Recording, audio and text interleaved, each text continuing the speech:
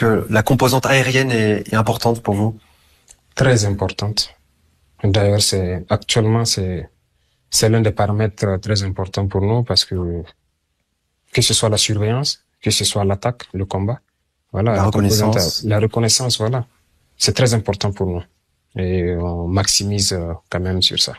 Et de quoi disposez-vous à l'heure actuelle? Vous estimez que vos besoins sont remplis? Je vous ai dit on va moderniser l'armée, on peut pas vous dire ce qu'on a, mais on prendra toujours plus. Parce qu'il faut se préparer à toute éventualité. Nous ne savons pas ce que l'ennemi aussi pourrait avoir. Alors, des élections sont prévues pour l'année 2024. Vous êtes président de la transition. La situation, vous avez bon espoir qu'elle puisse se stabiliser pour pouvoir maintenir ces élections à temps? Nous avons souhaité finir le plus vite. Malheureusement, on nous a pas facilité la tâche. Il faut le reconnaître. Voilà. Et comme je vous dis, on sent que il y a des mains extérieures qui arment l'ennemi, qui l'équipent de plus en plus. Voilà. Donc, notre espace est constamment violé. Ça, on ne cesse de le dire. On ne sait pas pourquoi des avions rentrent et atterrissent. Mais tout porte à croire que c'est une livraison logistique. Ça doit s'arrêter parce qu'on va passer à un autre camp. Et plus ceux-là qui demandent les élections compliquent la tâche, la guerre sera longue. Si on veut que la guerre s'arrête, il faut que, voilà, les gens arrêtent ce jeu, en fait. Donc, ça dépend d'eux. Donc, c'est d'abord rétablir la sécurité. D'abord. Parce qu'il faut qu'on quitte ce concept d'élection, ça se passe juste à la capitale, non.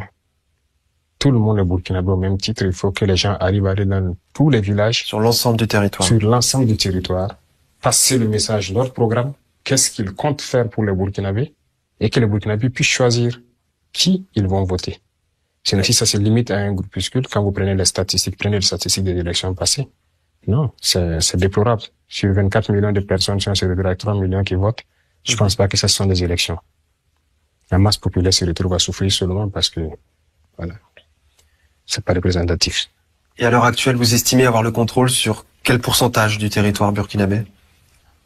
Bon, en termes de pourcentage, je n'aime pas parler en termes de pourcentage parce que si on va parler de pourcentage, on peut se lever aujourd'hui sur des terrains que des gens pensent que c'est rouge.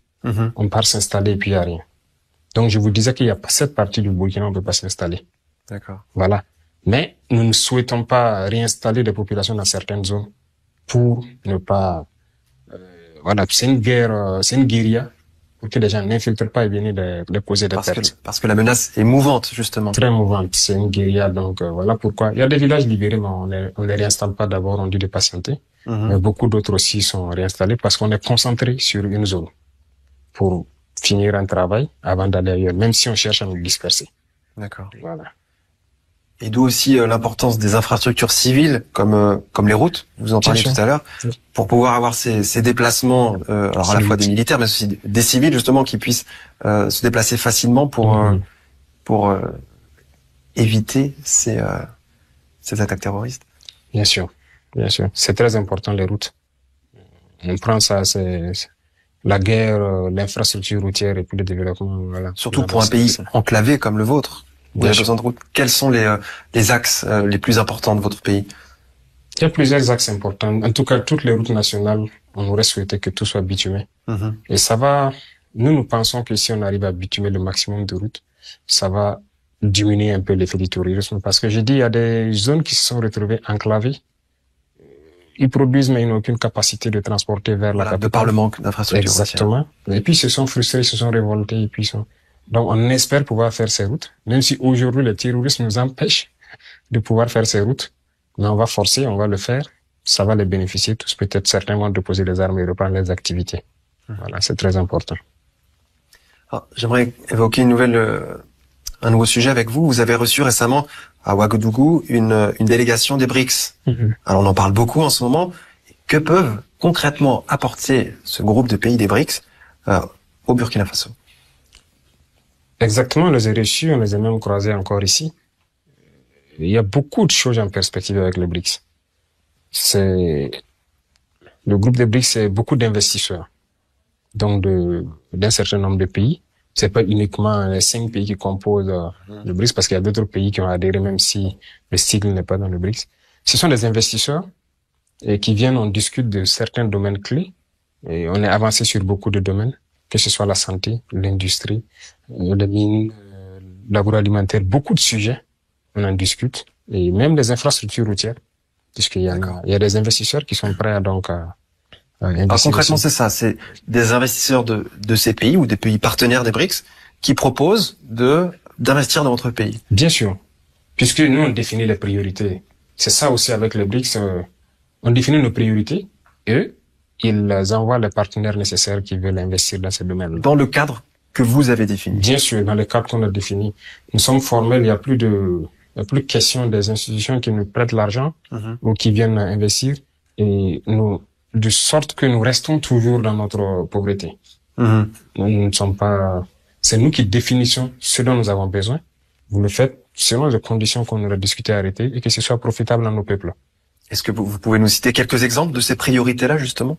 Je vous ai donné quelques domaines. Par exemple, les infrastructures routières, c'est très important pour nous. Ça, c'est vraiment tout en haut de la liste. Bien sûr, ça, c'est très important. L'agroalimentaire, parce que il faut qu'on arrive à produire et transformer ce que nous voulons consommer. Et ça, c'est très important pour atteindre l'autosuffisance alimentaire. D'ailleurs, j'ai critiqué hier par rapport à ça. Il faut qu'on atteigne l'autosuffisance alimentaire. Et ce sont des questions très clés. Et il y a beaucoup d'autres domaines, l'énergie, l'industrialisation, beaucoup de choses. Voilà. Justement, sur le thème de la sécurité alimentaire, Vladimir Poutine, lors de la première session plénière de ce sommet Russie-Afrique, a parlé de transfert de technologie. C'est des choses dont les pays africains sont demandeurs pour pouvoir développer votre propre secteur agricole pour que, à terme, vous soyez autosuffisant et même, d'après le président russe, que vous puissiez devenir exportateur. Alors, on en est encore loin, bien sûr, mais voilà, la Russie se propose d'accompagner les pays africains sur cette route-là. On n'est pas loin. Ça dépend de nous. On en a discuté tout à l'heure parce que ce sont des sujets qui me tiennent à cœur. Et le président Poutine a été assez clair. Ils produisent beaucoup de machines agricoles ici. Donc j'ai dit c'est bien. Les céréales qu'on nous donne, c'est très bien, mais nous voulons produire. Et il dit ça tombe bien. Il y a beaucoup d'usines qui fabriquent des équipements agricoles. Les intrants aussi, on en fabrique ici. Et je l'ai même signifié, nous aussi, on a une usine d'engrais qu'on a mis en marche et on veut aussi faire une exploitation de phosphate chez nous pour produire l'engrais. Donc, on veut devenir le grand producteur et pouvoir exporter parce que on a la chance que presque tout pousse chez nous. Même le blé, en fait, ça marche bien chez nous. Mais, malheureusement, nos baffes ne sont pas... structure qui va autour. Bien sûr. Alors, c'est d'ailleurs une déclaration que vous avez faite lors de ce sommet. C'est voilà, alors je vous cite, pourquoi continuer à recevoir de l'aide humanitaire si nous, on a ce potentiel de pouvoir nous-mêmes nous nourrir, être autosuffisants. Voilà, c'est ça bien sûr. Moi, ça la finalité. La finalité, c'est ça. On ne veut pas, comme dirait le président capitaine Thomas Sankara, l'aide qui va nous aider à sortir de l'aide. On ne veut pas rester éternellement dans l'aide. Nous, c'est bien, aujourd'hui, il y a une situation humanitaire qui est là. Les pays nous donnent, des vivres et tout. Mais nous voulons, tous ceux qui sont passés les chanceliers, on a toujours passé le temps de dire, nous voulons qu'on puisse nous donner plus. Parce qu'on veut produire. On ne veut pas continuer à recevoir des dons. Non, il faut qu'on mette notre population. C'est une forme de dépendance, au final. C'est une dépendance.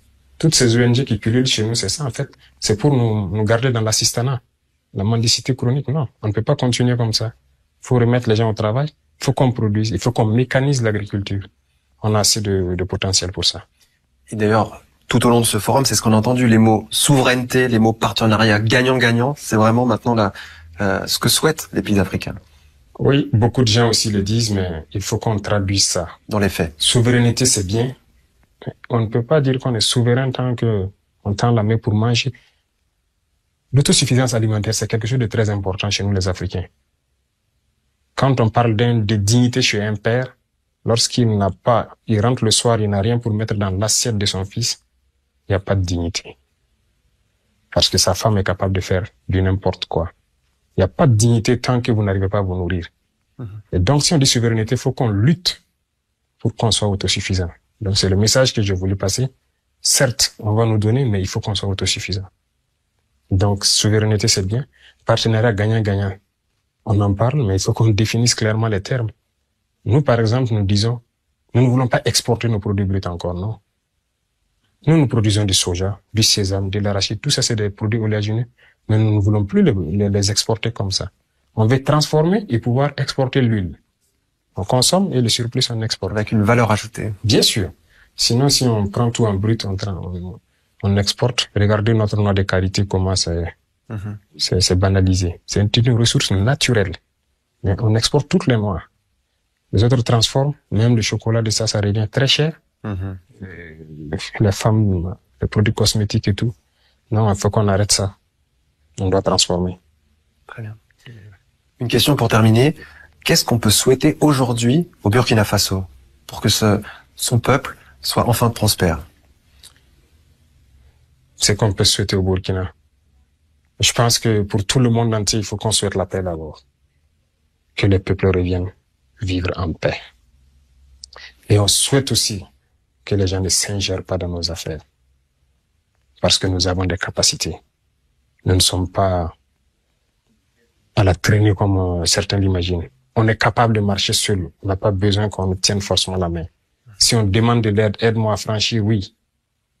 Mais il faut pas qu'on nous prenne chaque fois comme des enfants qui n'arrivent pas à marcher. Il faut les traîner la main pour leur montrer le chemin. On ne veut pas que les gens s'ingèrent dans nos affaires. Donc c'est souhaiter la paix pour tous les peuples du monde. Et aussi souhaiter la non-ingérence, souhaiter que le Burkina soit vraiment souverain. Monsieur Traoré, merci d'avoir répondu à mes questions. Merci.